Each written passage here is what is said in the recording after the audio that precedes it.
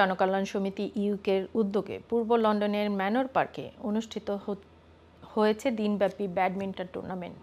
রোববার আয়োজিত আয়োজনে দুটি গ্রুপে মোট 40টি দল অংশ নেন। খেলোয়াড় ছাড়াও মাঠ জুড়ে উপস্থিত ছিলেন বিপুল সংখ্যক সমর্থক, আত্মীয় স্বজন ও ক্রীড়াপ্রেমিক দর্শক। টুর্নামেন্টের উদ্বোধন করেন টাওয়ার হ্যামলেটস কাউন্সিলের সাবেক স্পিকার আহবাব হোসেন এবং নিউহাম বারার কাউন্সিলর মজিবুর রহমান।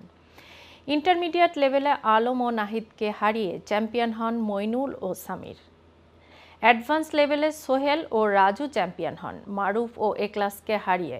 টুর্নামেন্ট শেষে পুরস্কার বিতরণী অনুষ্ঠানের সভাপতিত্ব করেন সংগঠনের সভাপতি আনোয়ার আহমেদ। অনুষ্ঠানটি যৌথভাবে পরিচালনা করেন সংগঠনের সেক্রেটারি এনসানুল ইসলাম সুবিন এবং ক্রীড়া সম্পাদক রুহেল আহমেদ।